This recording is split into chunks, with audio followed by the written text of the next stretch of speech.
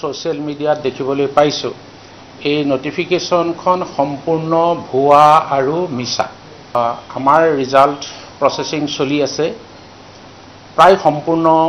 হোৱাৰ পথত এতিয়াও 2-4টা কুৱেৰি আমালৈ আহি আছে আৰু যেতিয়াই আমাৰ কুৱেৰিখিনি মিট হ'ব তেতিয়াই আমি ৰিজাল্ট ঘোষণাৰ কথা প্ৰকাশ কৰিম আমি ৰিজাল্ট সম্পৰ্কত যেতিয়ালৈকে সম্পূৰ্ণ ৰিজাল্ট প্ৰসেসিং হৈ নুঠে সঠিককৈ ক'বলৈ টান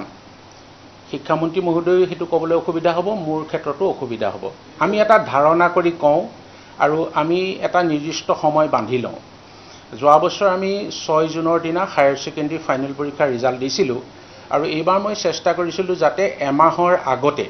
মই ৰিজাল্টটো দিব পাৰো আৰু সেইমতে ভাবিছো 10 মেৰ ভিতৰত আমি ৰিজাল্ট ঘোষণা কৰিব পাৰিম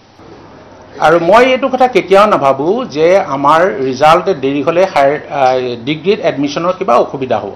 মই being the chairman alone I can't take any decision সকলো ক্ষেত্ৰতে কিছুমান ক্ষেত্ৰত মই ল'ব পাৰো কিন্তু এতিয়াও সিদ্ধান্ত লোৱা নাই লেট মি ডিসকাস কাৰণ ভুৱা বাতৰিয়ে মানুহৰ মাজত এটা বিভ্ৰান্তি সৃষ্টি কৰে আনকি ল'ৰা ছোৱালী বিলাকে ৰিজাল্টৰ কথাত এই বাতৰিবোৰ পোৱাৰ লগে লগে তেওঁলোকৰ এটা অনিশ্চয়তাৰ সৃষ্টি হয় মই ভাবো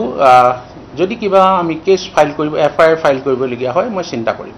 এতিয়ালৈকে কিন্তু মই সিদ্ধান্ত লোৱা নাই তো এনেকুৱা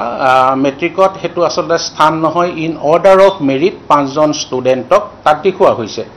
আৰু পজিশন থাকিব নে নাথাকিব এই সিদ্ধান্তটো আমাৰ এক্সামিনেশন কমিটিয়ে ল'ব মই কৈছো যে চেয়াৰম্যানে সকলো কথা অকলে সিদ্ধান্ত ল'ব নোৱাৰে আমাৰ প্ৰত্যেকটো কথাৰে